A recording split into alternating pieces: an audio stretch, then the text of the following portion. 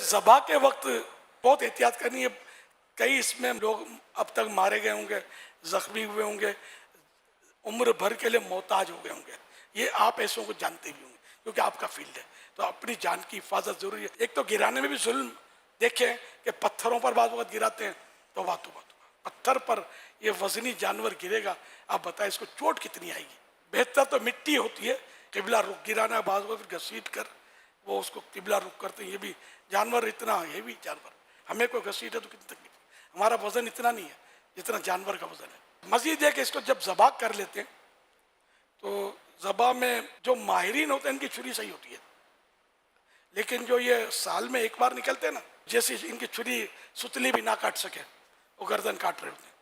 और बेचारा जानवर जो है ये आजमाइश में ज़्यादा होता है। मसला यही कि छुरी तेज़ होनी चाहिए। बस एक बार में वो जो कट गई। अब छुरी रख देनी है, टच नहीं करना इसको जब तक ये ठंडा ना हो जाए।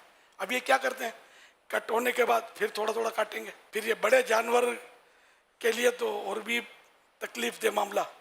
उसके यहाँ से जिंदा खाल उधेड़ कर इसमें छुरी डालकर ये दिल की रगें काटते हैं। ये कोड़ी करना गालिबन इसको ये लोग बोलते हैं। ये गुनाह का काम है। एक तड़पता जानवर ये तकलीफ में, आप समझते कि ये नहीं कहने ठंडा नहीं हुआ, बिल्कुल। मैंने बहुत सारे जानवर देखे कि जो काट के छुरी हटा लो ठंडा हो जाता है। गर्दन कट गई, ठंडा होना है पता नहीं, ये वहम किसने डाल दिया। हो सकता है 2 मिनट बच जाते हों, जल्दी ठंडा होता हो, लेकिन 2 मिनट बचाने के लिए एक अल्लाह की मखलूक को, बेज़बान मखलूक को इतनी अजियत देना, तकलीफ देना। हम जो भी आपको बता रहे हैं ये आपकी दुनिया आखिरत और अपनी दुनिया आखिरत की भलाई के लिए अर्ज कर रहे हैं। बकरे के साथ जुल्म ये होता है, बल्कि ये मजालिम होते हैं कि बाज़ों का ज़रूरत से ज़्यादा मैंने देखा है बकरे को यूँ उठाते हैं जैसे बहुत बड़ा तीर मार रहे हैं, बहादुरी कर रहे हैं। एक बेज़बान जानवर को यूँ उठाएंगे, और छोटा होता है, बहुत बड़ा जानवर तो इनसे भी नहीं उठता। ये छोटे छोटे दुम्बे और छतरे वगैरह होते हैं ना, इसको यूँ उठाकर फिर मैंने देखा बाज़ों का अस्तगफिरुल्लाह, इतना बड़ा जुल्म है। ये बेज़बान बेचारा किसको बोलेगा यार। अब तो वैसे उसने कटना ही है। जब ये मौत के लिए तैयार ही है तो इससे पहले इसको आधी मौत तो मत दो यार। ज़बा करने के बाद इसकी गर्दन चटखाते हैं, ये भी जायज़ नहीं है कि बेफ़ायदा तकलीफ है। असल जानवर की ये 4 रगें होती है, एक सांस की नली, एक ग़िज़ा की नली, और 2 इधर बड़ी रगें होती हैं खून की। ये 4 कट जाए ठीक है, चारों का अक्सर हिस्सा, मेजॉरिटी पार्ट ये कट जाए तब भी जानवर हलाल हो गया, ठीक है ना।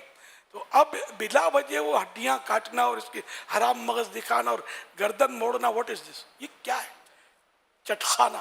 तो ये हर जुल्म है। ये ठंडा होने से पहले इसकी नली पर उल्टी छुरी मारते रहते हैं। बाद लोग खाली यूं टांग उछाल के रख देते हैं, इससे भी पता चल जाता है। छुरी तो कब कि जब बहुत ज़्यादा ज़रूरत हो तो आहिस्ता से टच करें।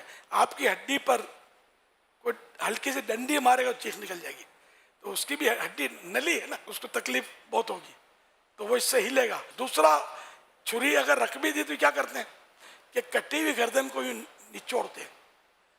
बड़ा जानवर है, छोटा जानवर यूँ यूँ करते रहते हैं। आपके हाथ में खुजली होती है यार तो कोई मलहम लगा लो, इस बेचारे को क्यों तकलीफ दे रहे हैं। इससे क्या ठंडा हो जाएगा। आपका जख्म हो जाए, जख्म तो सबको होता है, इसको कोई यूं यूं करे घिसे तो आपकी चीखें कितनी निकलेंगी। चारों तरफ तमाशा देख रहे होते हैं ना, इनको क्या पता कि ये जुल्म हो रहा है जानवर पर। बारगाह रिसालत में एक सहाबी ने अर्ज किया, या रसूलुल्लाह सल्लल्लाहु अलैहि वसल्लम, मुझे बकरी ज़बा करते वक्त रहम आता है। तो कुछ इस तरह इरशाद फरमाया कि जो रहम करता है उस पर रहम किया जाएगा। सरकार सल्लल्लाहु अलैहि वसल्लम ने उसकी हौसला अफजाई फरमाई, ये कि नहीं ये तो हलाल है, कटेगा तो तकलीफ तो होगी, इस तरह नहीं। रहम काटना जायज़ है शरीयत के मुताबिक, बेशक काटे, तकलीफ होगी उसको, लेकिन बस कम से कम तकलीफ होगी जब हम शरीयत के मुताबिक हम काटेंगे इसको। अपनी चालाकियाँ करेंगे तो फिर ये जानवर मुसीबत में पड़ेगा। और ये याद रखें कि मुसलमान पर जुल्म करने के मुकाबले में जानवर पर जुल्म करना ज़्यादा सख्त है।